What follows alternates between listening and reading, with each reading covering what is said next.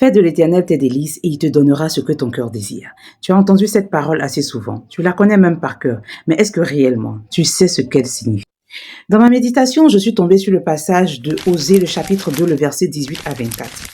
Où le Seigneur est en train de dire à Osée, lorsque le peuple d'Israël va se réconcilier avec lui, il aura une relation d'un époux à une épouse et d'un fiancé à une fiancée.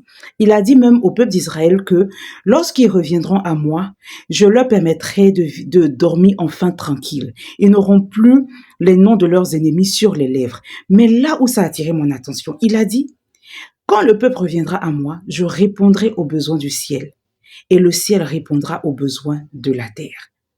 Bien aimé, c'est une déclaration assez puissante. Et ça m'a fait comprendre exactement ce passage qui dit « Fais de l'Éternel tes délices et il te donnera ce que ton cœur désire ». En réalité, c'est lorsque tu commences à faire des choses du ciel, tu prends à cœur les intérêts du ciel, qu'à ce moment, Dieu te permet maintenant de pouvoir voir tes demandes exaucées. Il dit, je répondrai aux besoins du ciel, qui répondra aux besoins de la terre. Même pas lui Dieu, c'est le ciel. Une fois que le ciel est comblé, ce ciel-là maintenant peut relâcher dans l'atmosphère, peut relâcher dans ta vie tout ce que tu as demandé, les demandes que tu as formulées. Bien aimé, tout ce que Dieu veut qu'on fasse, c'est qu'il y ait une relation, je dirais, de gagnant à gagnant. Parce qu'on ne peut pas toujours venir se présenter devant Dieu en lui montrant tout ce que nous avons comme situation difficile de nos vies.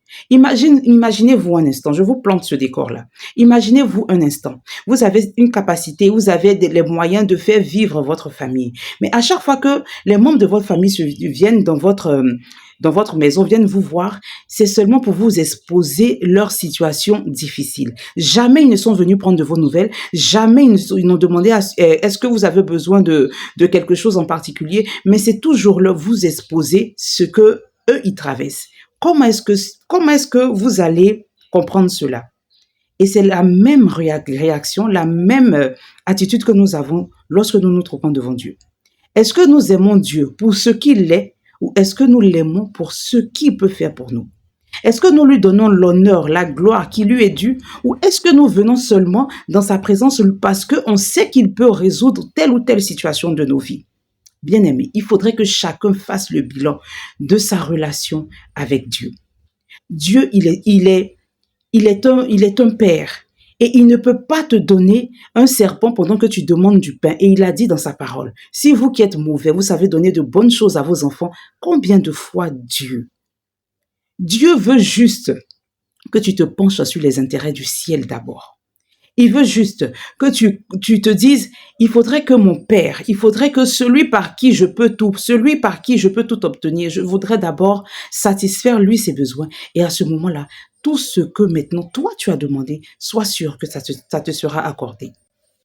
Et quand on suit les Écritures, on voit que c'est une chaîne. Il dit, je répondrai aux besoins du ciel, qui répondra, et ce ciel-là répondra aux besoins de la terre. La terre ensuite répondra aux besoins du blé, aux besoins du vin nouveau, aux besoins de l'huile fraîche. C'est une chaîne.